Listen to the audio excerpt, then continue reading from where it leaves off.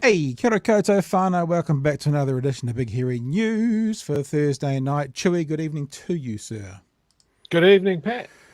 We have a lot going on tonight. Whānau, later this evening we will definitely be opening up Discord.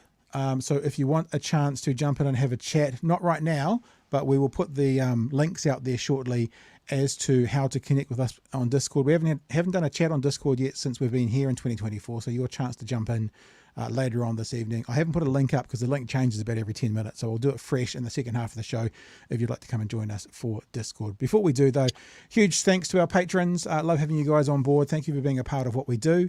If you want to support us in what we're doing on our Patreon, it's very easy to do it. You go to patreon.com/Big Hairy News. Love you all to bits, patrons. Thank you for being a part of this.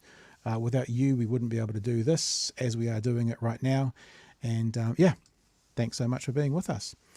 All right, Chewy, bit of a rushed intro there because we've got a guest waiting in the green room. Is there anything else you want to say before we bring in Willie Jackson? Just the big news for the day, just to start the show. Kooky Nick, on time. No late fee. No late fee for Very Kooky. strange. Thank you, sir. All right, let us welcome to the show Willie Jackson. We'll just do it like that, nice and easy. G'day, Willie. Kia ora. Kia ora. Kia ora. Kia ora. You got home in time? You all right? Yeah, we just got in. Me and Bronx. We got we just come up from Wellington. We were a couple of rows in front of Seymour, which was great. I don't like sitting by him, but when we do sit by each other, we're you got to be cordial, eh? You got to play the game. You know how it is, boys. You know. So you were in business class and he was in economy. Is that basically it? No business class and on domestics now, mate. You know, we've got out of that for a long, long time. But you know, you got a few. All the politicians try and get on that 6:55 flight. Yeah. Thanks for joining us. Really appreciate your time. I guess to start off the conversation, we've talked to a lot of people who are at either or Ratana and the Kingitanga Hui. Be keen to get your thoughts on those first two events, first two big events, particularly for Māori, and how Māoridom has come out of them with a focus for 2024.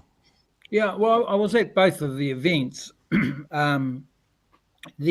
Kingitanga one was a marvellous coming together of our people. You know, you don't... and it wasn't just Māori there. When I say our people, Kiwis really, because quite a diverse audience there. I mean, yeah, probably 85% Māori, but plenty of Pākehā people there, Pacifica, and from all areas of life. You know, Governor Generals, former Governor Generals, former Prime Ministers, mongrel mob members. I mean, those guys were mainly outside actually, but they were okay. They don't cause no trouble. You know, there's probably 15 or 20 of them. But that's what it's all about, you know, to bring that sort of crowd in, no trouble, everybody mixing, and it was a special event. Kingitanga, I don't know if you guys know the history, but it's actually protest. It's not really about being a king and queen. You know, I'm not a big royalist myself. You know, I'm a Republican. I don't really go down the old dames and sirs sort of line. It's not my sort of area. You know, although in saying that, my mother was a dame, but I tried very hard to convince her to not take the title, but she said I was from the activist side of the family and I didn't have to come to her damehood. But you know, just back to this week, you know, when you have all those types of people coming, it's a fantastic thing. And so the message that they were running from the top there was, you know, this is about kotahitanga, unity, coming together. And I think it was a great start. You know, if I'm being honest, I was probably expecting a bit more at the end, but you know, I thought there might have been a Kingitanga declaration. You know, that's right. like you hit this mark, that mark. But I'm more, I'm a person who wants more out of that. And sometimes people like me have to be a bit patient and think, well, hang on, we got 10,000 together. You've got the base, you've got the foundation, and just everyone sort of saying, right, well, we're together as Māori. That's a good start. We're not not going to put up with this nonsense from this government. It was a good start. Followed up by Ratana, where you would have seen Winston and Shane Jones getting booed, which I thought was great. I mean, they sort of take it on the chin. Jonesy, I mean, look, Jonesy's an old mate of mine, drives me crazy. But he comes out with, Shane comes out with this, you would have heard it, you come to Waitangi and say that sort of thing. I said to him, try your luck in Waitangi. I said to them, why would they bother coming to Waitangi? They're from Ratanapa. They'll say, well, their piece at Ratanapa. You don't want to worry about them at Waitangi. The people you want to worry about, your own relations, And so that'll be the test for Shane from some of his nephews and all that who, he should be fine, but it's not the Ratana people. So they called him a tau reka, which is sort of, one of the worst things you could call anybody in Māoridom, which is a bit of a scumbucket, And so they said that in Māori, and Shane took that very badly. And so he said, you come to Waitangi and try it. But I don't know where he was going with that, because there's some loose characters up there who he should be worrying about more than the people at Ratana. But it was good at Ratana, where I thought they were very clear to the government. You had to step up in terms of sort of direct messages, didn't you? You had the kingitanga, kotahitanga perspective, and then when you went to Ratana Pa, you had a whole leadership of Ratana challenging them, saying to them, you're selling us out. We won't put up with it. And you better change the direction you're going in. And so they got messages that they'd never got before at Ratana Pa. So I was really proud of what happened at Ratana. The crowd was very substantial. Wouldn't have been 10,000, but there would have been a good 3,000 or 4,000 there, and that's a pretty substantial crowd. And they said to them, we want you to honour the treaty. That's what they said at Ratana Pa. And we want to carry this kōrero on at Waitangi. Yeah. And that's where we're going, and that's where we're going now. I thought Seymour was very disrespectful in terms of Ratana, the way he just wrote Ratana off as a religious event. Yeah. But so we'll see what sort of response he gets when he gets to Waitangi.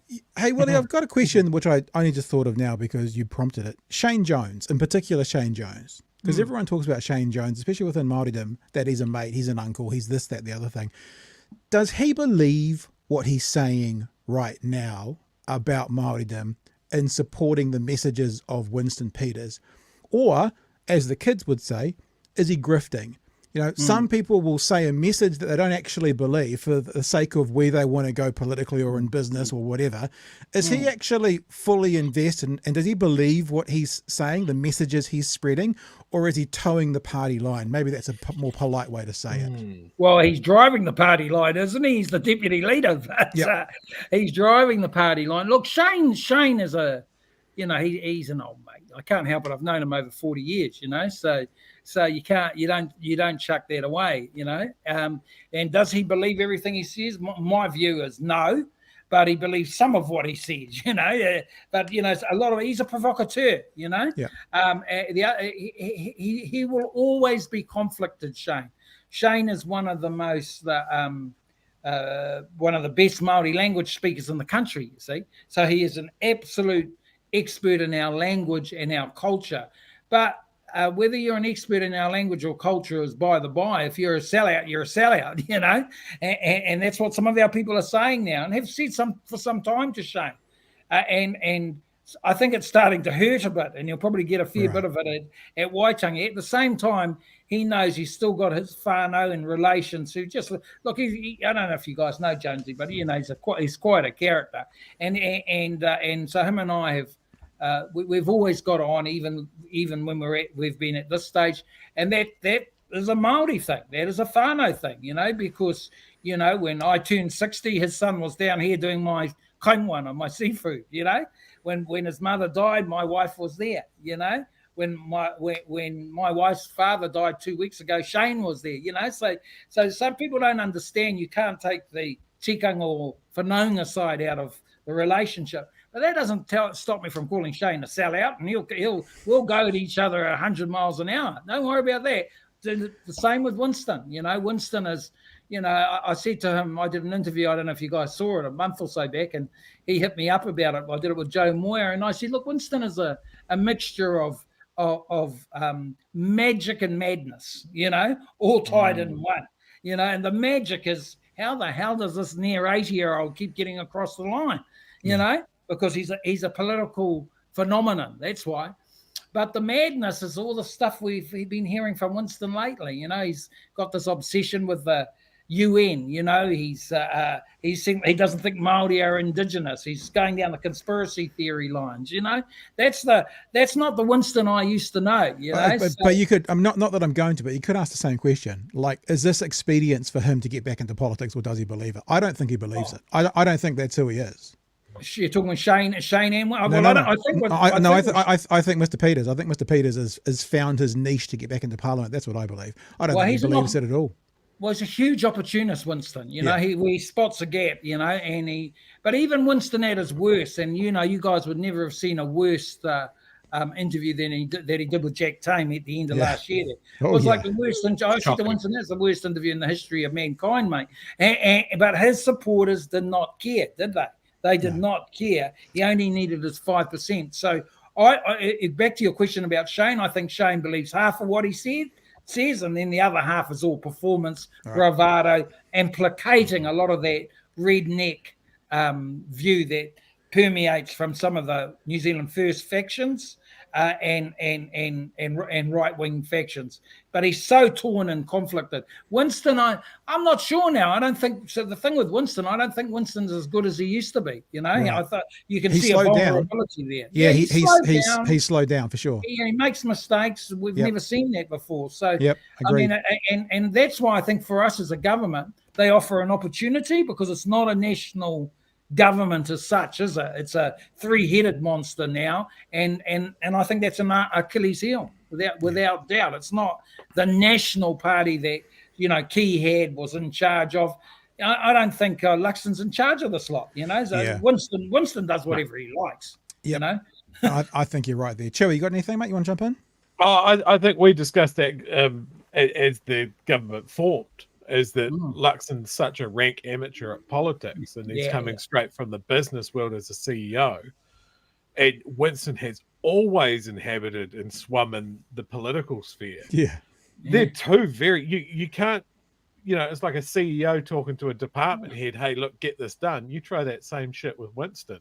He'll just walk you up and down the Parliament forecourt. He's the excellent. So I don't think he's in charge, and I think Winston does whatever Winston wants to do. And I think Seymour's dangerous to these guys, and I don't think Seymour's helping them at all at the moment. You think about it. I don't know if you guys read Hooton's article about a week or so back, where he said if a good prime minister would just get rid of this treaty principles bill, because it's causing them a huge amount of fuss. And you're seeing more and more of their former ministers coming out against it, aren't you? Yep, and that's why I think Luxon's handed off the Associate Justice Minister with responsibility for the referendum to Seymour, and now as the CEO, Luxon can go and talk to my department head. He's responsible for it, but what he obviously is trying to fool the country with is, as our old mate Bomber says, if you open the door, Mr. Luxon, anything that comes through belongs to you. And he's opened the door for this conversation by going into coalition with them. So whether it's his policy or not, he owns it, and he can't get away from that. Yeah, I mean, it's, I'm watching the response to this treaty principles bill. And, as you guys have heard, probably from the Deb Packers and the Margaret Mutus, we find it offensive, We find it offensive because, Māori have played the game. We played the game here. Yeah. We went through the courts. We went through the process. I'm not sure if you remember that. I'm not sure how old you guys are, but you both look older than me. I thought I'd just tell you both that anyway. But I don't know if you're around in the mid '80s or how old were you guys then? Secondary school, primary school. It's the beards, guys. It's the beards. I'm sure you shaved them off. You look younger than me. But if you go back, into the 80s, and if you followed Māori activism, my two uncles were probably seen as the most radical Māori activists of all. My uncle Sid Jackson, they used to call Uncle Sid, the Malcolm X of New Zealand. Yep. And my uncle Moana Jackson is seen as like the legal expert that everyone followed, and they were not people who wanted to sign up to the principles at all, and they had their supporters, and they were very close to me, but I watched what was happening, and so you had Uncle and the uncles and Tamaiti and all them said, no, we ain't signing up to that principle stuff, and you understand why, because the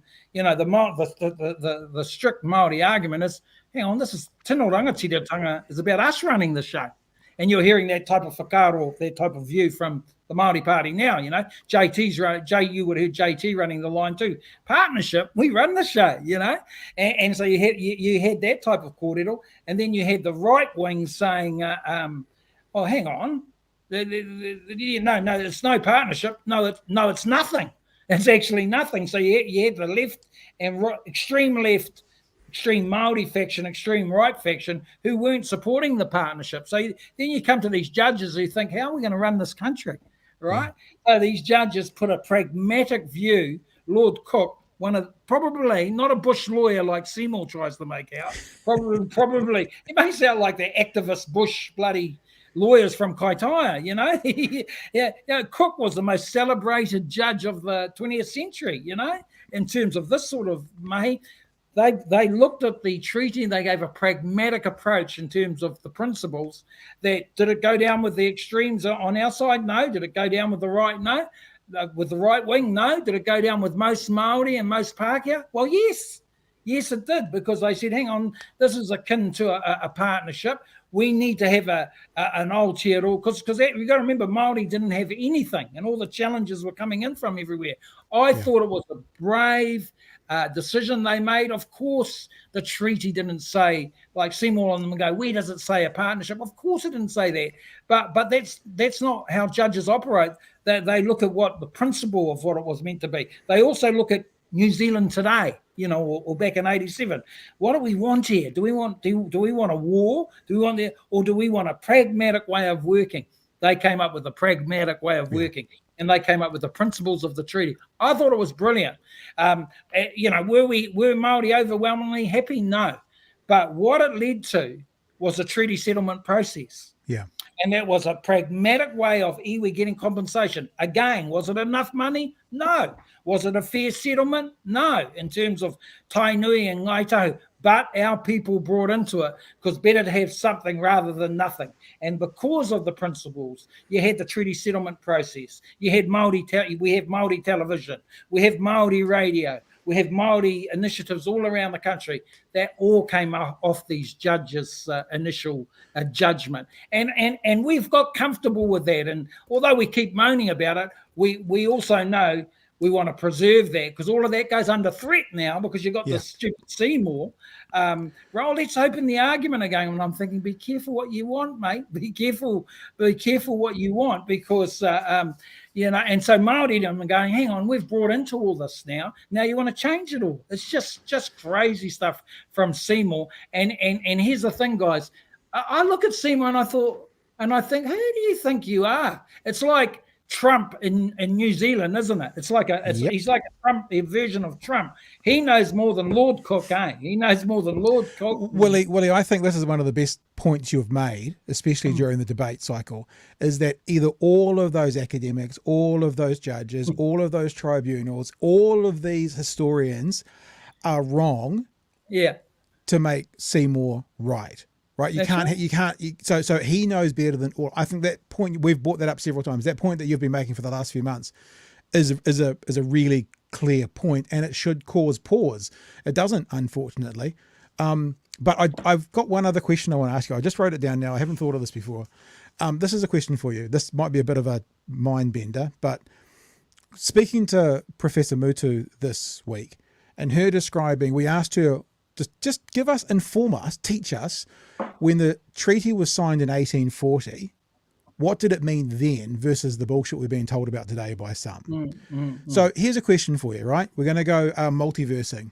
What do you think New Zealand would look like if the treaty had been honoured and followed to its letter and to the spirit of it since 1840? What would it look like today? Like if it never had been fucked over it, if it never, well, you can borrow our land during World War II and then never give them back. None of that stuff. If none of that stuff had ever happened, what would New Zealand look like? How would it operate today if we weren't fighting to have the treaty honoured and backdated? It was just all the way through that the contractual agreement was adhered to.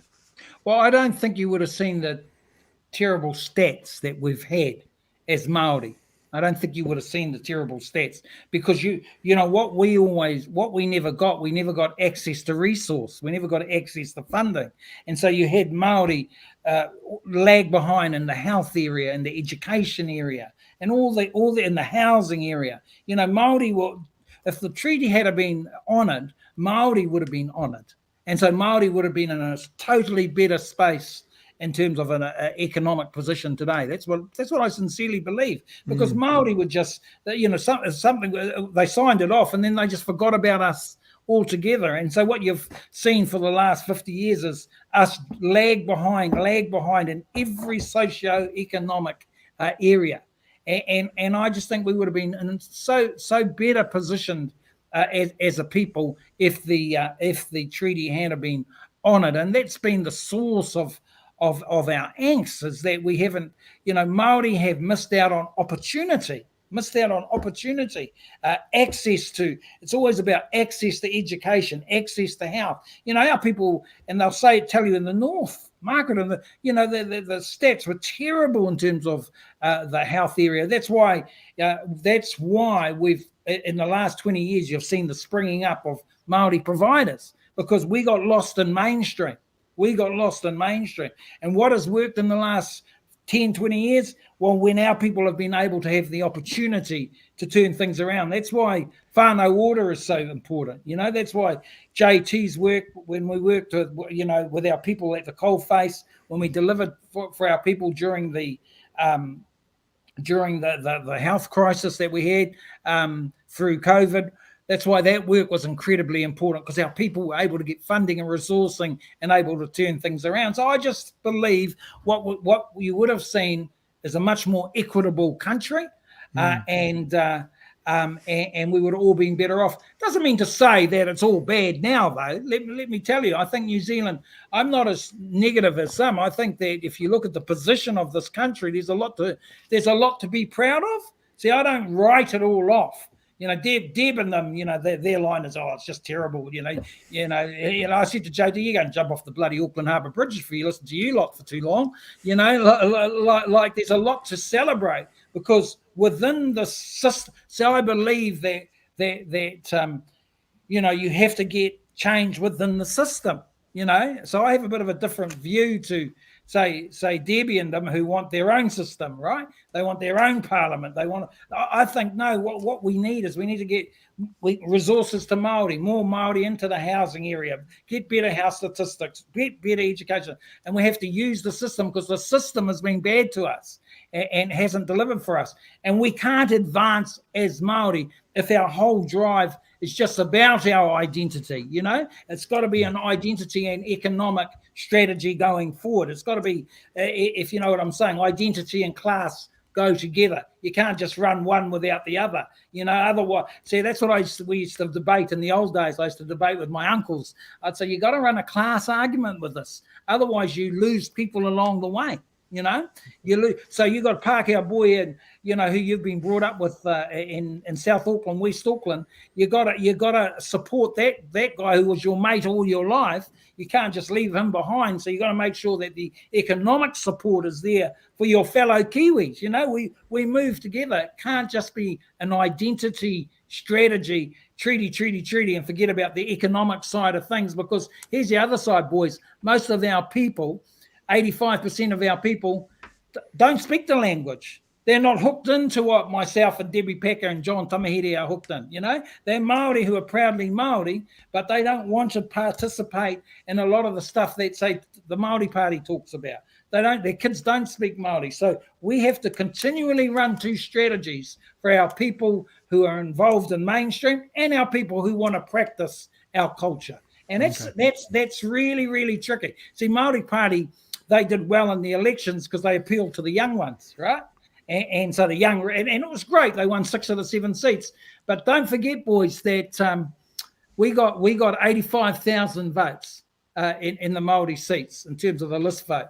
Māori Party got 58,000. So our people use MMP very, very cleverly because they want two strong entities, Pāti Māori and us trying to get change for Māori in mainstream. Hey, Willie, it's been great talking to you tonight. Chewy, we've dominated the conversation here, but do you want to wrap anything up with Willie, Chewy? I have one, well, 2 questions, maybe.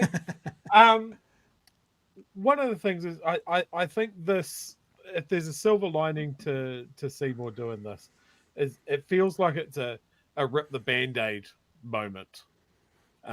There's been a lot of advances in putting forward more Māori issues over the last 25 years. I think this has galvanized quite a reaction, like not just from Māori, but from non-Māori allies and that sort of thing, that, oh shit, all of this progress that has been fought for and gained, it's not locked in. So it almost feels like there's this second wave of activism, of pushback, of, I guess, really acknowledging the fact that we need to fight for this. Is that something that you see and feel? Yeah, I like seeing Pākehā people, people of all ethnicities supporting what we're talking about, because I think what you guys recognise is this is a justice issue. This is a justice issue. Yeah, 100%. Māori have engaged and gone through the court process. Māori have compromised, in terms of saying, yeah, okay, we'll go with that partnership idea, and then and a lot of Māori who did that were called sellouts, but you find more and more people thought, well, actually, you still get results. You look at the state of a lot of the iwi now. So our people have bought into the system deliberately to try and get change, and then they try and change things again. It's really insulting in terms of us. And then you've got Seymour who puts them, and of course he's so deceptive. So he's so nice, and then he gives all this nonsense about the treaty and democracy and how the treaty. Parts of the treaty apply to everyone, like Article 2 and Article 3. Nothing could be further from the truth. And what he's trying to do is actually get rid of the Māori indigenous rights that are there because of the treaty, that are recognised worldwide and by the highest judges. And the lines they run, activist judges, or why should judges make those decisions? Let me tell you why, guys, because that's what judges do. That's the job. That's their job. That's why you're the judge. You wouldn't trust politicians to make the decisions, would you? Judges of Cook's stature had to find a way for New Zealand society to work well together. And if you think about it, we have worked well together. When Māori protests happen, have you seen violence? Have you seen you've seen nothing like you see overseas? It's been great, so good that heaps of Pākehā people get involved. Waitangi's been a classic example. I don't know if you guys have been up there, but, I remember telling my old mate Mike King, you guys know Mike King, he used to talk about it 20 or so years back. I said, you don't even know what you're talking about, Mike. You're just buying into this rubbish there. There's all these nut jobs up there. That's just part of the action. It's one of the most wonderful weekends going. And people started saying that at Waitangi. It's there's a lot to be proud about in New Zealand, but this is dangerous stuff, and it'd be fascinating to see if how far it goes, I suppose, because you'd think they'll chuck it out, that they wouldn't get any support after select committee. But you don't know with this lot. You don't know with this National Party lot. They changed the rules. You've seen what the back off in terms of smoke free. It's, we've got the minimum wage today. It's been I think it's gone to 2%. It's just like everything. You're seeing the Casey Costello stuff, and I'm sure you're going to get onto that. So you just don't know, and you just don't know in politics what's going to happen next. Yeah. Well, we thank you for your time, Willie. We'll be keeping an eye on Waitangi Day next week. I'm sure it's going to be an interesting time for all. Someone said in our chat last night it's been far, far, far too long before, since someone's been hit in the face with a sex toy. So we look forward to maybe that next week. But look, we do thank you for your time. Thanks, I know you're guys. a busy man, giving up some of your time when you get home to see the whānau. All the best for the weekend. All the best for Waitangi Day, and go well. Thank you. Thanks, guys. Good luck with the show. Well done. Kia ora. Thanks, Willie. Appreciate it. Willie Jackson. All right, guys, we have just put in the chat the Discord link. If you want to jump in there, you are more than welcome to jump in there. We're not going to take calls for a wee while yet, but you can back it up there, and we might do a couple, and I'll probably prioritize people that we haven't spoken to before, that kind of stuff. But if you want to do it, we'll get in there. Maybe one day in the next few weeks, what we'll do is we'll do just a Discord night. And then as many people who want to get on and chat can get on and chat. But we might have time for one or two towards the end of the show, but I'll just put the link in the thing and you can get there if you want. Thank you for the super chat, Nick. And we appreciate you. Seymour can piss off. There you go. So say all of us. What else is coming on? Colt just says we want love. There you go. And how am I going to say this? The Malutator, the Malululator. The Malulator. Good point. David Seymour was actually right. Yeah, right. There would be a lot of wrong historians, researchers, lawyers. Just I think that point that Willie's been making, first time I heard him make it was in one of the, might have even been in Bomber's debate, and it's a brilliant point. For Seymour to be right, everyone to this point who has spoken into things like the principles or how to live out the treaty, they literally all have to be wrong for Seymour to be right. Yeah, there is one other thing at play here as well. Like it's one thing things will go to the tribunal or they go to the High Court and they're discussed at a very high level, and we might all, we might get a decision or a binding set of laws out of that sort of thing. But then people can just spew bullshit out into the public. Yeah. And it doesn't matter how many judges say it. If there's enough people that think, oh, there's a secret version of the treaty that says the Māori agreed to disappearing off the face of the earth altogether, or you get foreign actors, and there's a lot of chatter around this at the moment. People have twigged onto Atlas Group, and they've Atlas Foundation, Atlas Foundation, Atlas Foundation, Atlas whatever, yeah, things that they have done overseas, and they seem to be using the same playbook here is that drive a wedge between the indigenous population and the non-indigenous population, focus on oil and mineral rights, and away we go. And can I jump in for a sec? Seeing that here. I got my hand up. Yes, sir. As people know, one of our possibilities for this year is we're looking to have investment in this little thing that we're doing. I have been speaking to some international investors. Nothing. Atlas. Nothing. We're sponsored by Atlas now, and we're going to spin it all around. The reality is what's happening in New Zealand at the moment. Part of this is what I know, and then part of this is a logical jump. There is Atlas money coming into New Zealand at the moment to some people involved in the media. Now, when I say media, I guess I'm talking about anyone who does dissemination of information to the public, right? Whether it's in a mainstream media or whatever it is. And what I believe, this is my logical jump, is they are testing various messaging, ideas to then take back to the US and use in the Trump election. So, fantastic. So we're not even the objective, we're the guinea pigs. Yep. And I think I'm not, when I say I'm speaking to some people, nothing's happened. I haven't even had a phone call or anything yet. But one of my pitches to look for investment from potentially some like-minded people internationally is you need to come to New Zealand now, because what's happening here is going to be mirrored over the next 10 months in the US to try and get that Cheeto-faced orange orangutan back in. And I think that's happening. I can't draw a direct line yet, but I know that of some of the things that I just said, and I've drawn a conclusion to other ones. So that is so cynical that it sounds rock solid to me. Oh, well, I mean, there's some stuff that I've been told that I can't get directly into, but it's what I believe based on what I've been told by some very well informed people. I find that frighteningly plausible. Yeah. All right. Is there anything in the chat you really want to get to? Because I've got some other stories we want to talk about. No, not specifically. But, there were some great questions to be directed at Willie. Unfortunately, Willie has a very high words per minute count, and he had and we gave him a tight. He wanted a 20. And he was very generous with his time because he was talking 15 to 20. He stayed for 30, so we didn't really want to knock him off his roll. 27 maybe. Yeah. So yeah, the other thing is what we'll end up continuing to do. I love what Free Soul said. Have you seen this going around the internet? It's just hilarious.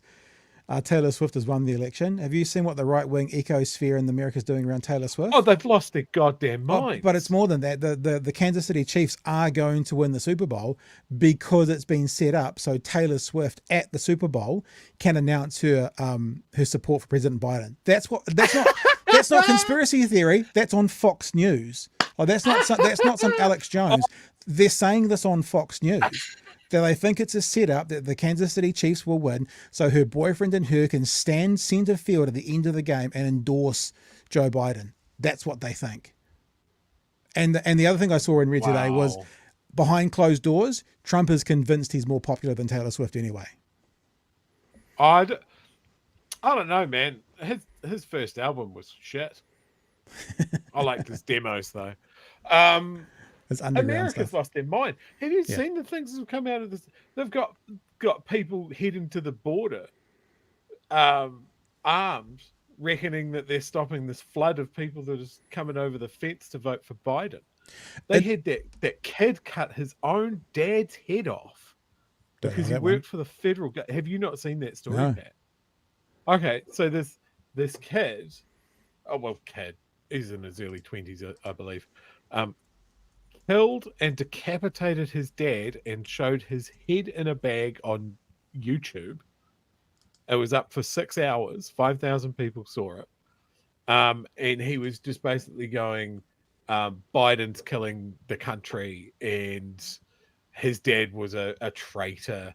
Just insane. Like, this is just mental, the stuff that this election over there is stirring up. I am just unhinged. You went very dark very quickly. To just jump a step back. Oh, talking about someone getting their head cut off after we talk about Tay-Tay. Tay-Tay again. The thing that's crazy about Tay-Tay and what the right wing's doing with Taylor Swift is all she's doing at the moment is encouraging people to register to vote. She hasn't supported anyone. She hasn't. I mean, she did vote for Biden at the last one. That was all said. But all she's been saying is get out and vote. A lot of it's non-partisan, but see, the Republicans know they have nothing to run on. Yeah. So they need to find the devil to say this is how it's going to be stolen. They have nothing to run on, and that because Trump's got nothing to run on because he didn't achieve anything, and so what they're doing is they're finding something to run on. And all the left-wing commentators over there are basically saying, "Look, this is real simple, Republicans. Make better policies."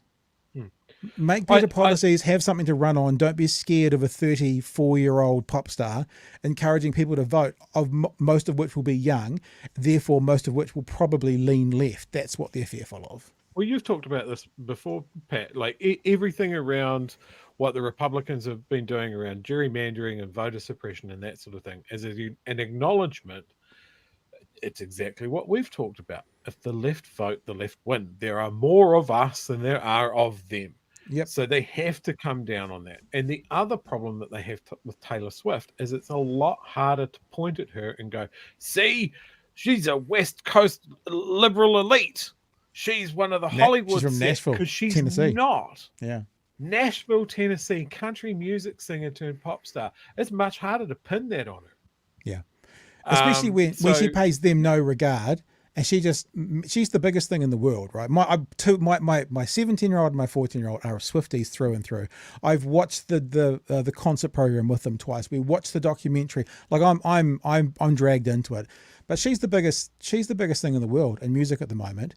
And of course, all the Republican commentators are saying, stay out of politics, just dribble and shut up, the equivalent of one, while they're actually inviting on Vanilla Ice and whoever else, Kid Rock, to talk about Trump. They're happy to talk to him. Just the A-list, mate. Yeah. Just the A-list. All right. Let's talk about, it doesn't really kind of go hand in hand, but it is sort of this is a very quick story. It's just an interesting article that came out in the Herald today. Media tumult, traditional TV broadcasting faces uncertain future. This kind of ties into what we're talking about to do with the media, to talking about that, but also another conversation that sort of kicked off today about, Facebook and Meta and that being hauled over the coals in America. This is by Shane Curry, New Zealand Herald. The uncertain future of traditional television broadcasting has been raised in a briefing document to the new Media Communications Minister, Melissa Lee. As the sector transitions online, companies will be required to consider the viability of ongoing investment in analogue broadcasting infrastructure, says the Ministry for Culture and Heritage briefing document released today.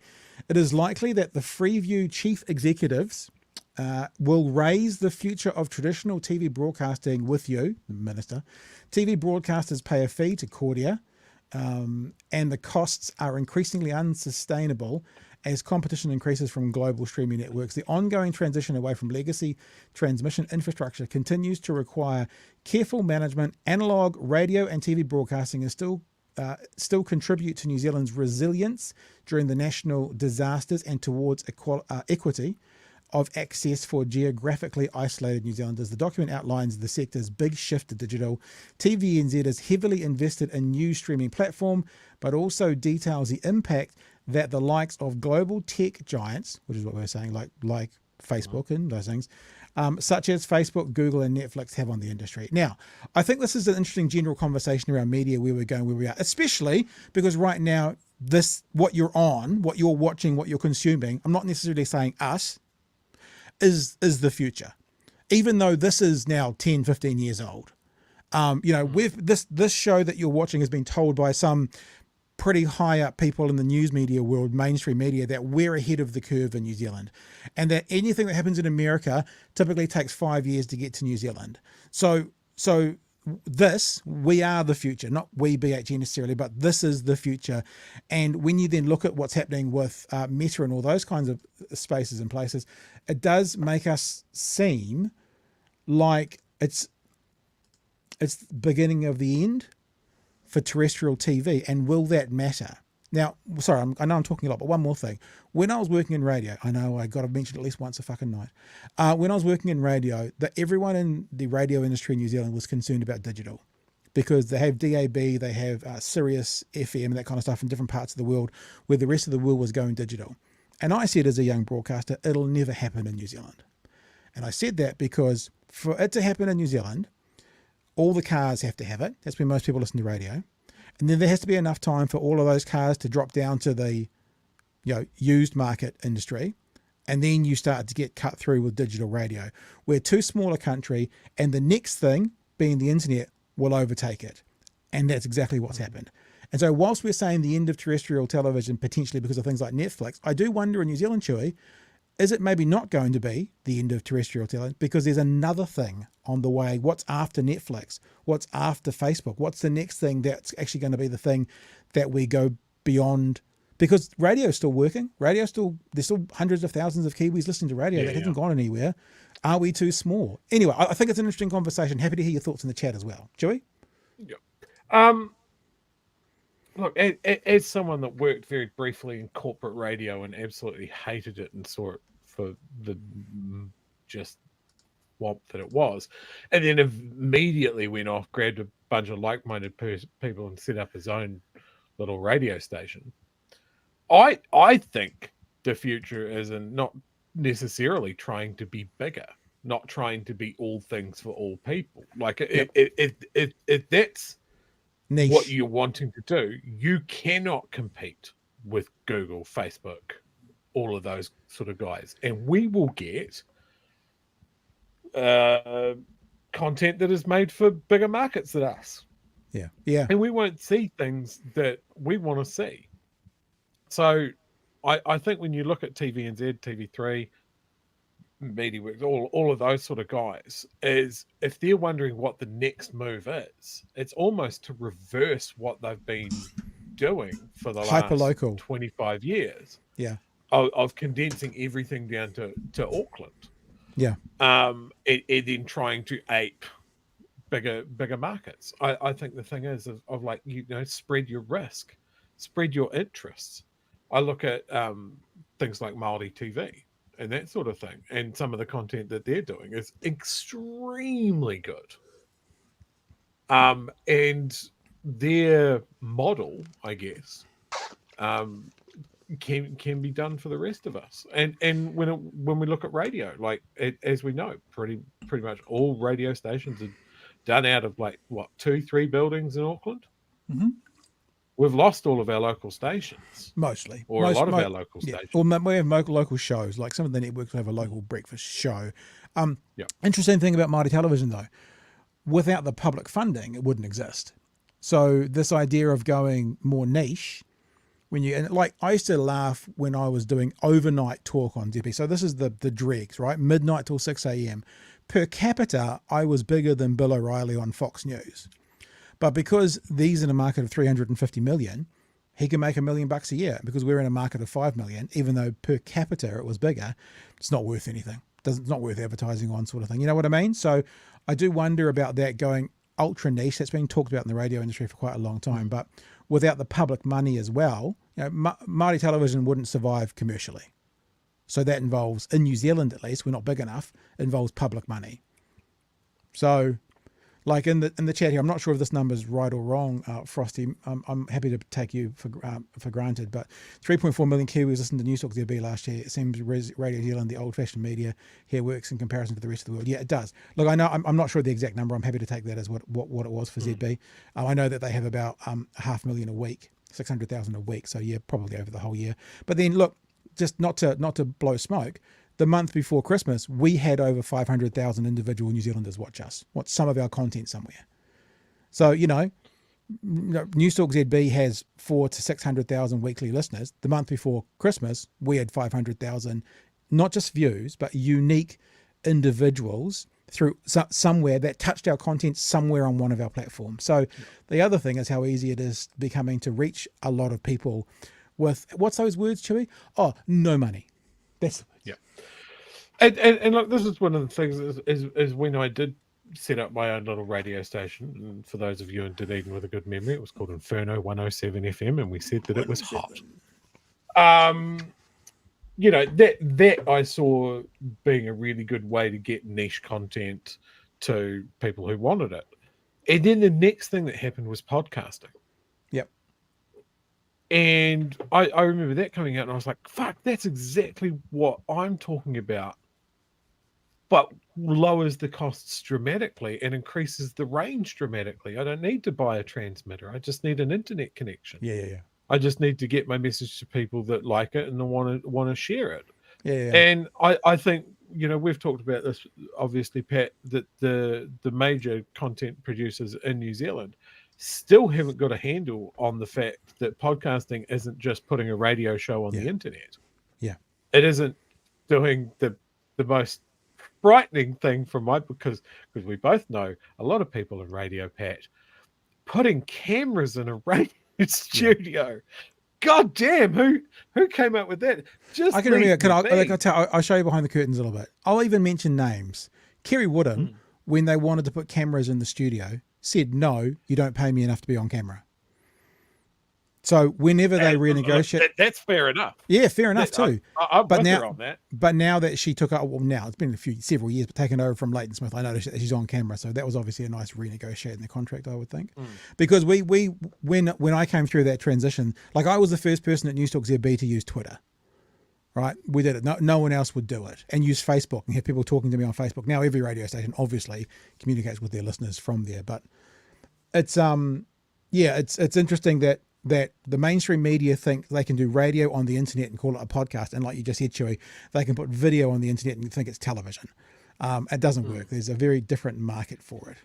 And that's why you see the biggest podcasters in the world don't fit in the mainstream media bubble. It doesn't work because it's not what mainstream media is trying to do. I remember having a conversation recently with someone of basically this example, right? There are people doing very innovative and sometimes quite strange content that absolutely just ticks a box for a whole lot of people. A true crime podcast about who did a shit in at a wedding is amazing and would make great television. Right, yeah. Like why that was I bet you it's the beer. Is it the beer worldwide? Did the beer do it? No, I was trying to work out what guest did a shit at someone's wedding. That's a top rating podcast from New Zealand that did very, very well overseas because it's fucking weird. Yeah. And I love that. And that's something that someone could go, oh, we could dramatize this. Yeah. Yeah. Anyway, that was a lovely divergent for a good amount of time. Why don't we take a call on Discord? We've got more stories to talk about, but why don't we just take, because Paula's there in the waiting room, why don't we grab her, and then we can come back to talking about Casey Costello and maybe one or two other things quickly. Are you okay with that, Chewy? Yeah, absolutely. Let's see if Paula's there. Now, how do I do this again? It's been so freaking long. Have I got that thing on? I've got that thing on. I think this is going to work. And what did we work out? That they had to turn something off. Yeah. Turn off your internet sound and just listen to us through Discord. And Paula, I've dragged you across. If you want to turn your mic on, you can say g'day to us and then we can have a chat if you're there. And if you're not, yeah. There we go. We got you. Say hello, Chewy. Hey, Paula. Good, Chewy. How you doing? Good, mate. You're on. Not What's up? too bad. Happy New The Year. world's up. Happy New Year, everyone. Welcome back. We've missed us. Thanks, mate. Yeah. What's up? What am I thinking? Everything's up, really, isn't it? Right now, it's kind of a time where leadership for Māori is being tested. Yeah. Yeah, tested, I think they passed with flying colours so far. Yeah, the testing's working well. I so agree. I mean, I went to Chiranga Waiwai. Oh, cool. Oh, cool. It was cool. It was amazing. Yeah. And I think somebody said 10,000, somebody else said 14,000. You wouldn't know. You were just there soaking it all up. Cool, man. And I've got to say, the number of large iwi that were there were lots of small iwi there too that you wouldn't really hear about in the headlines, like Muwaipoko from Levin, Rangitane, and in Palmerston North and the Manawatu and Wairarapa. Small iwi were there, but all of them had meetings before that meeting. So there were all these iwi statements being driven on the floor. It was great. That sounds like sort of a plan. So the smaller iwis had their things, they brought it to the next bigger one, and then they pushed it up the food chain, so to speak. That's right. Cool, so man. it's really exciting to watch. And I got to say, the heroes of the day, I thought, while we had Annette Sykes and Tina Ngata, who were just, and Margaret Mitu and that ilk, right? They're the Sid Jacksons of the day, really. Yeah. But I think the heroes of the Rangatahi Forum. And, they had the plenary session at the end. And so every forum had to report, and the Rangatahi Forum just came in with future. They didn't moan about any political party. They didn't name anyone of that nature. They spoke to the policies that were disturbing, the behaviours, and then they just came up with solutions all about unification. I'm just in love with Rangatahi right now. So I'm so glad you brought this up, because one of the things that I was thinking about, I saw so many reports of big wave of young Māori participating in this, and I thought, what a fantastic coming together of people that have fought this fight before in previous decades, and then it's just basically a download of like, right, listen up, this is what we did. Can I add something into that as well? Chewy, can I add something in? Because you said this to Willie Jackson, and you talked about, I think you might have even said the word second wave. Like, so this has been done before and it's being fought for again. And what it made me think of is, in the first wave, it was Māori and Māori activists. In the second wave, it's today's Māori and Māori activists, but they've also got non-Māori New Zealanders on board as well. So I wonder if the second wave has, as Margaret Mutu described the other day, has got that buffer, which the first wave didn't have, and it's now the number that there is for the fight has doubled, tripled, quadrupled, whatever, because it's not just Māori fighting for this, it's Māori plus. You know what I'm saying? Absolutely. It's really sexy and exciting to watch. There's all this other noise going on, but and there were many non-Māori tangata tiriti there. There was a Palestinian neighbour who actually lives across the road from Tūranga Waiwai, Yep. who wrote a big long article and published that and stuff, I think. And so there was a Palestinian Muslim support presence at the meeting. There was kaupapa abroad. And I was excited with all the iwi presence, all the aged rangatahi to rangatira. It was really exciting to watch. And the tangata tiriti presence. There were gang members had turned up. Gangs had turned up because the call for Māori had turned up. So why wouldn't the gangs turn up, right? I guess so. Hey, we're going to move on in a sec, Paula. But what are you looking forward to? What are your hopes for 2024? 2024? Okay. Hopes are New Zealanders, the New Zealand voice is united. I think actually, I'm really excited about what's happening now. You talked about the buffers that we mentioned earlier. So Yep. we didn't have our tangata tiriti with buffers. We've got a different media than we had in the 80s too. Yeah, very true. Who are up for the conversation. So the media is actually exciting me as far as personalities. At Tūranga Waiwai, there's John Campbell walking around, Julian Wilcox is over there, and Mihi Ngarangi's over there, and Mike McRoberts. He's a lot smaller than I thought he was. But still smooth looking. But I think media are a Is he different still breed. and ripped? Yeah, he's always ripped, isn't He he? is. I know that. Wow. And they superstars walking around. Wow. That's right. And then 660 walks past, and then see LAB over there. It's like, wow. But it was exciting. So I'm excited what the likes of you, Pat and Chewie, how you influence. We're being influenced by so much more than we had in the 80s. In the 80s, we had Dougal Stevenson, And Billy who T. I like, and Billy T, which I don't know that he informed us very well, and Marama Martin. And Ollie Olsen. Ollie Olsen fought long and yeah. hard for a lot of te reo on television. I've interviewed him about it. He did. Yeah. Yeah. Oh, I did want to say one thing about the principals. Okay, Yeah. so I'll do this really quickly. Yeah, super quick. Well, the biggest issue with the principles is Māori did not sign the principles, so we just don't acknowledge the document that Jeffrey Palmer did, or whatever Seymour is bringing out now. We did not sign that contract. We signed the treaty, so we'll only deal with the treaty. Is what 2 Hatia meant. There you go. That's pretty succinct, Paula. Thank you for that. We'll leave you in there. We've got Frosty in the chat waiting as well, True. We'll take one more, and then we'll just finish up with a couple of stories for the night. Frosty, you need to turn your mic on and turn. Yep, there we go. G'day, brother. Kia ora, fellas. Kia ora. What's up? Nothing much, honestly. School's starting back soon anyway. How are you fellas doing? Yeah, not bad. My 14-year-old. I've got 2 kids out of school now. So one's in her first year of university this year, and the other one's off doing some work in person. And my 14-year-old's the last one at school, and she starts her second year of secondary school tomorrow. So yeah, I'm down. That's very nice. You guys are going to speak on New Zealand First next on Casey, because I don't know her name. The New Zealand Hello. First lady who works in the tobacco industry. Well, when you say works for, that's we'll be careful with quite what Allegedly. But yeah, works. there we go. Mr. Tobacco. Do you want to do a story with us? Should we play it? You can be a part of our team. Well, I was going to talk about New Zealand First, not necessarily Casey. All right. But I was going to talk about a story. I think you guys might have missed it or whatever. That happened about a week ago. Go, tell us.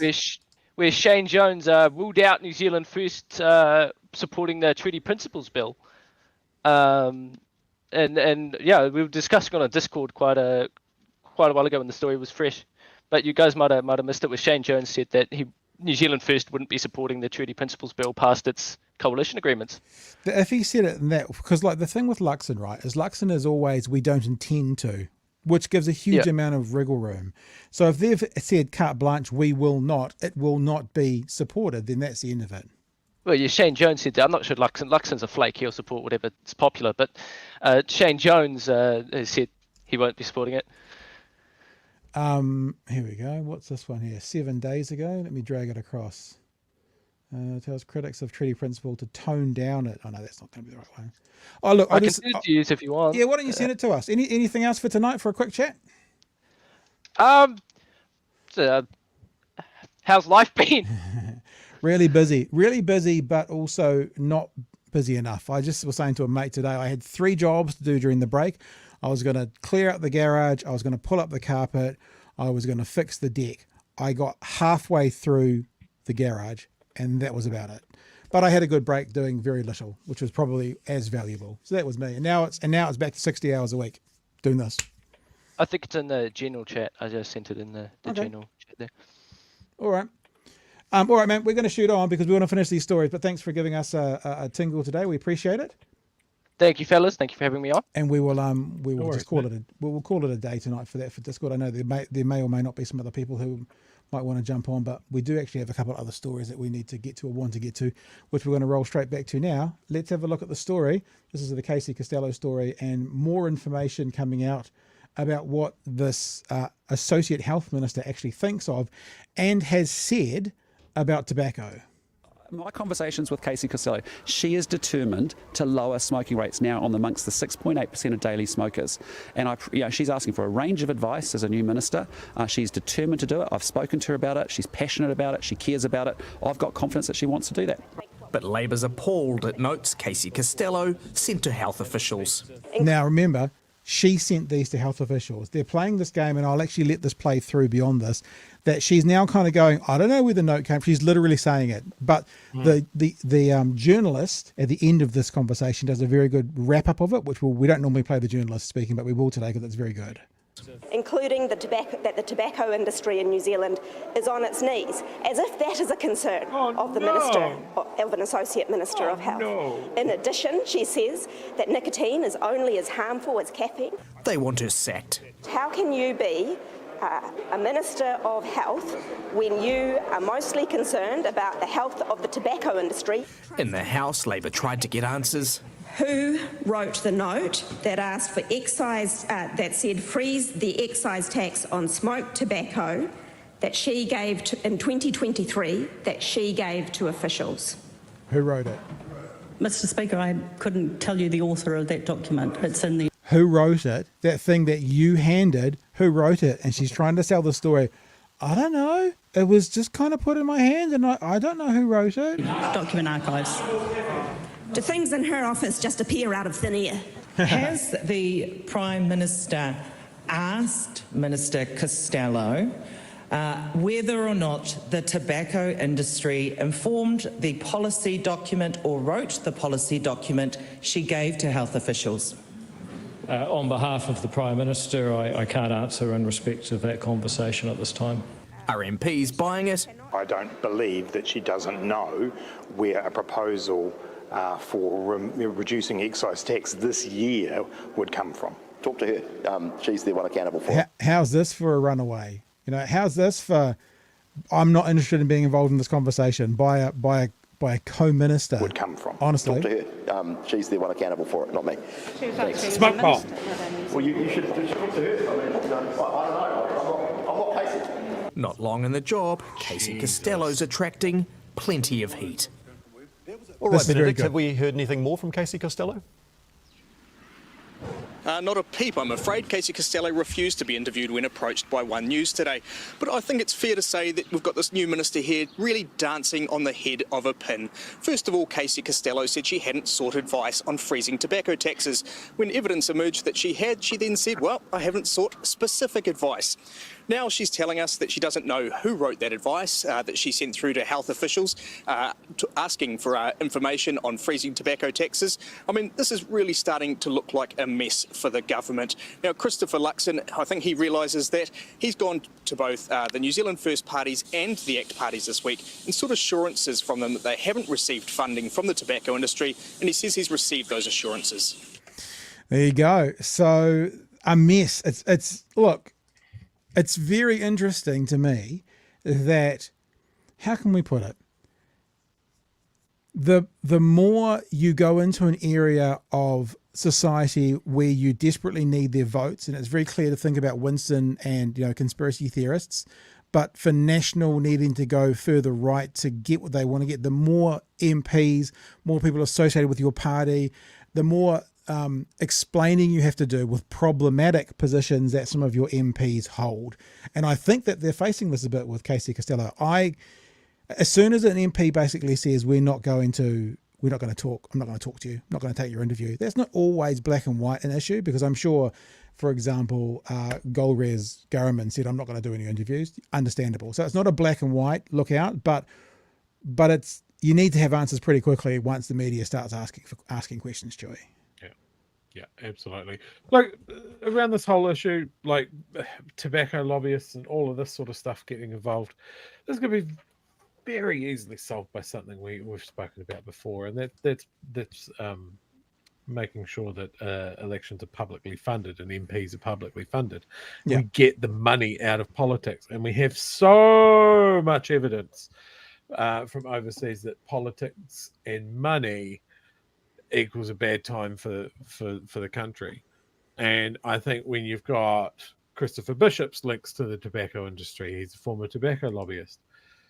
When you have this Costello woman with links to the tobacco industry, and not just links to the tobacco industry, and however it's worked out, investigating cancelling increase in excise tax. So there's two pretty big red ones there. So it's not just links, there's an addendum to that as well.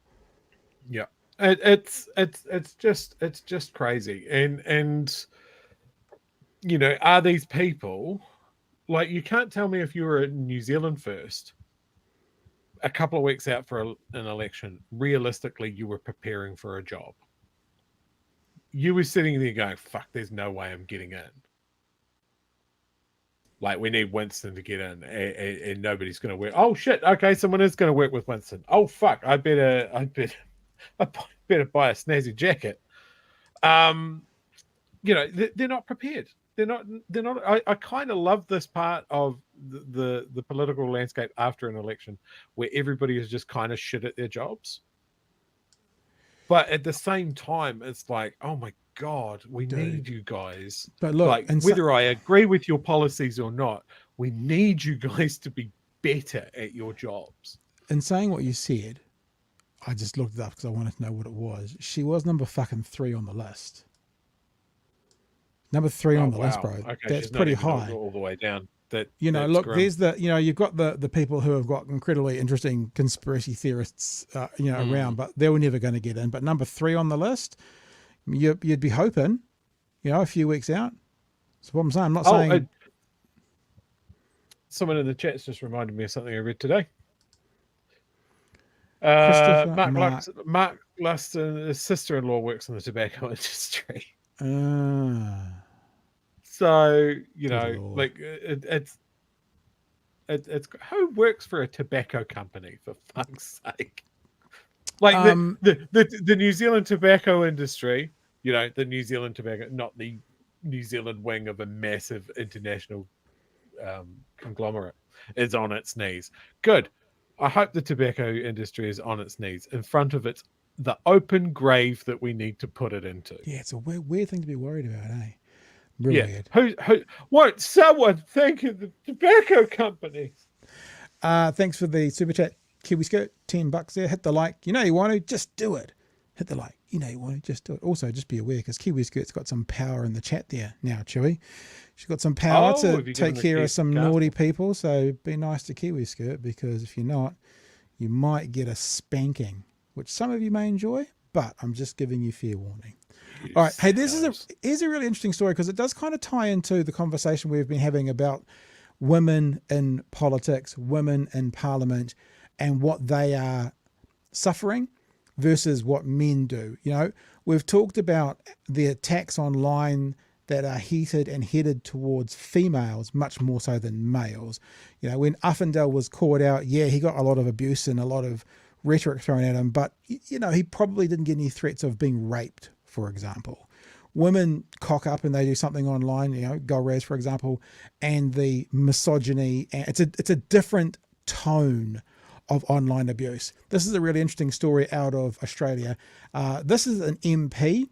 Her name is Georgie Purcell, I think it is. She's 31 years old.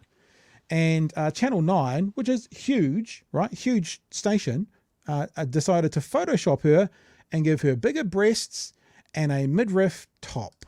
Changing her appearance and adding bare skin where there was none. The network blamed errant AI, but the company behind the program says that's just not possible. Australia correspondent Emma Cropper reports. After a bad day at work, Australia's youngest MP watched the nightly news bulletin and it instantly got worse. I actually noticed because my stomach didn't have a tattoo on it. So I found the original photo and noticed not only had they given me abs and the crop top, but also enlarged breasts as well. The Photoshop fail appeared on Channel 9's news. They sincerely apologised for the graphic error, saying it was resized to fit their specs, and during that process... So I make Bullshit. thumbnails all the time, right? Every single night, the thumbnail that you see, I make.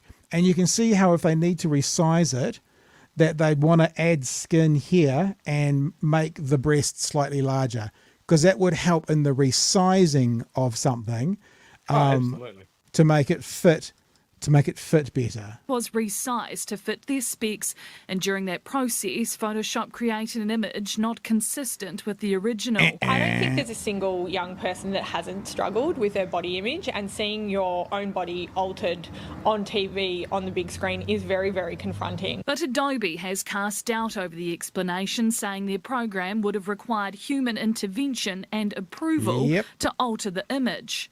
Purcell also doesn't believe Channel 9's explanation, but does believe their apology is sincere. She doesn't want anyone fired over the incident.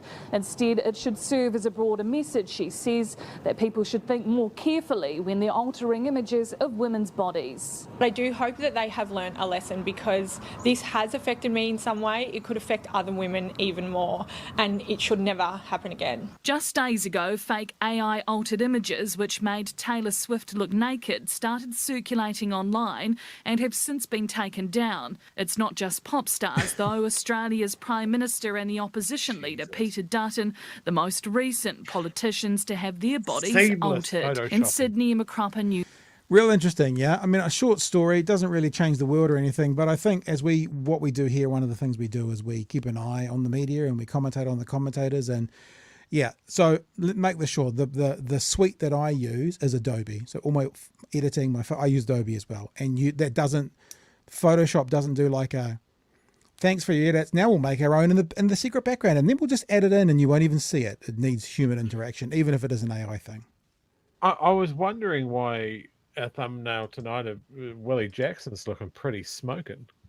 Yeah. Like has it undone his shirt buttons, show a little bit more of the chest. Just AI, bro. I couldn't do anything about that. I mean, when I edit things like putting Donald Trump's hair on Winston Peters, it's never subtle.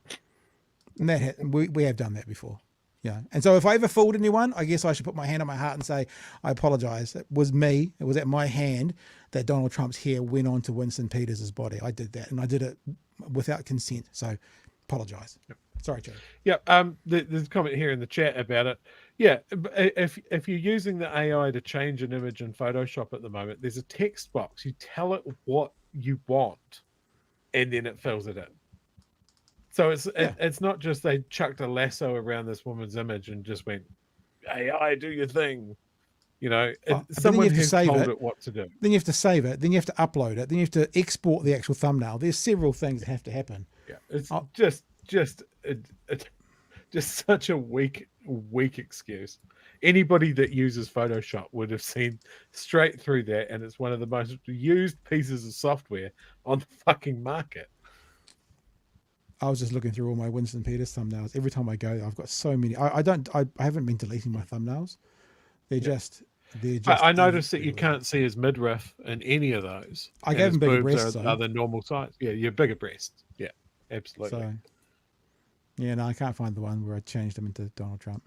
But perhaps I should be apologising, because the mental health of Winston Peters having his physique changed by me. Maybe I should just apologise, and maybe this is my last show.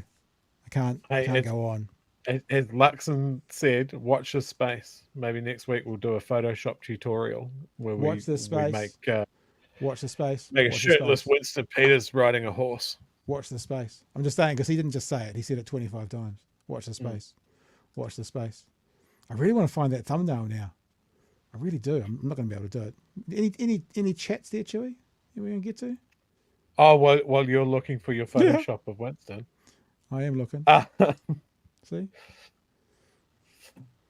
There's only several thousand of these to go through. Yeah, I like that one of Shane Jones. Which one? That one. Yeah, no, it looks. Hey, like we're actually just looking at thumbnails right now, live on the internet. We can't do this. Yeah, you do something else. fantastic. You get us some chats or something, and I'll see if I can find. Hey, I did see a comment from Peter earlier. This is in regards to talking about Waitangi Day and just being non-Māori visible in supporting Māori. Dunedin feels so far from the battleground of fighting this government's fuckery. That's just because we're far away. But it doesn't have to be in the Octagon on Saturday, bro. Yeah. Yep. So this is obviously in Dunedin. I'm sure in other major centres around the country there are going to be similar things. But here in Dunedin, there is a Hīkoi gathering at Queen's Gardens 10 a.m. and then walking to the Octagon. So from 10 until 12. If you are not working, unlike me, unfortunately, you should go. You know, we talk about this. Part of it is showing up, being visible in that space. It's a good thing to do. I think we ought to t-shirt of that. Be that buffer. Be that support structure. Yeah. Yep. Yeah. Be the buffer. There you go. Look at that seamless Photoshop. It is seamless, eh? They'd never know. Seamless. That's why I have to actually apologise, perhaps, and withdraw. There's Winston Peters with Donald Trump here. So I'm as guilty as Channel 9. I know. I just got to. Yep. I'll write an apology email tonight, and I'll say something like, "It just happened in AI. I didn't realise it was going to happen, and I apologise." We've kind of rambled a bit tonight. It's been quite enjoyable, though. I'm just having a look. Is there anything else that we need to talk about that we haven't talked about yet? I think I've done it all, haven't I? Yeah. Anything else you want to share before we head off for the night? Nothing that I can really think of. No I mentioned $1,000 last super night- chats to mention. No, I did mention yesterday the local cafe here that's doing Big Mac cheese rolls. Yep. I may have had some sort of effect. She did sell out almost real? instantly today. Did she give you a free one? And no, because they sold out. Well, you better tell her it's because of you. I have. Well, I'm absolutely going to claim credit. I have been asked to pass on the fact that there will be more available on Monday at the Albion Cafe in Dunedin. To our 7 people listening in Dunedin that bought 12 each this first thing this morning. Yeah, I can believe it. Yeah, it was just one dude. Big Hairy News sent me. Give me all of them. We thank you for the week. It's been a great week. We'll definitely be back Monday night, 9 p.m. for another edition. Chewy and I haven't quite talked over Waitangi Day yet, but we'll do that, and we'll find out on Monday night. I don't have too much jacked up for next week, but as always, what we're trying to do for parts of this year, and you may have picked up on it, is include more guests in the conversation as well. You know, I use that saying quite a lot, that I like being the dumbest person in the room, but the flip side of the same thing is, if you're always the smartest in the room, you should probably go to another room, you know, because there's a problem with that as well. So we want to bring in people who know more. The Margaret Mutu conversation, if you haven't seen that, it's spreading like wildfire, some of the clips around the internet at the moment, because some of the things she said are the kinds of things that she says in her lectures that we were able to grab a snippet of when she came to talk. Not to discount any of the other chats we've had this week, but we are keen to keep talking to these people. We are keen to keep learning ourselves. And hopefully if me and Chewy are learning, then there are at least some people out there watching. I know you're all smarter than us, but there are at least some people out there who are learning along with us. So very cool. And look, I'm just seeing people mentioning, people to chat to. I've actually been contacted by a few people that want to come on, and I'm going to check out who they are. And if you've got anyone that you want us to chat to, bighairynews@gmail.com. I think I've got it. There we go. bighairynews@gmail.com is the best way to do it. Because to be honest, if you throw a comment in the chat, I probably won't see it. Right. But if you've got people you want to hear from, maybe you are someone who can add to the conversation. It doesn't mean we're definitely going to use you. But contact us anytime at bighairynews@gmail.com, because we see all of those emails. So, all right, Chewy, that's us. Thanks for being on board, everybody. I think that we've possibly found our first merch of the week, Be the Buffer. Quite like that. Be the Buffer. And then people will say, what does that mean? You can explain. Margaret, maybe I'll even go Be the Buffer in speech marks and then put Margaret Mutu down the bottom. That'd be quite cool. I actually really like what Kinky said earlier. I think he called us Ngāti Tariti. Yeah. I like that. All right. Maybe we've got our first 2 bits of merch then. Thanks for the $2 super chat there, Peter. Fantastic show this week. Thanks, guys. Well, thank you. Appreciate that. And look, we continue to grow. We continue to put content out there. We want to continue to do it. And we'll be back on Monday to continue that doing of it. We'll catch you all then. Make sure you bring a friend. We'll see you Monday night, 9 p.m. Remember, follow us on Twitter. Follow us on Apple Podcasts. I will be putting up some of the long form interviews on Apple this week. So this weekend you'll get some of those interviews coming back. Margaret Mutu will be up there as an individual, but right through the weekend there'll be a lot of clips coming out on YouTube of some of the stories we've had this week. So if you haven't done it already, subscribe to the YouTube channel, hit the notification bell, and comment and share the clips that come out through the weekend. That's another way you can really help us. If you click the like button, if you subscribe and you share them, that helps in the algorithm and more people get to see it. If you want to be a part of the buffer, then what you can do is share our content, increase the algorithm, get the content to more people, especially those people like Margaret Mutu who come on. I mean, to be honest, me and Chewy might say the odd interesting thing once in a while, but some of the guests are saying incredibly important things. Be the buffer and share their content around the world. And we'll keep doing what we keep doing when you keep doing what you keep doing. All right, Chewy? Yeah, sounds good. All right, team. All the best. See you Monday. Have a good weekend. Ciao. Cheers, fam. Mā te wā.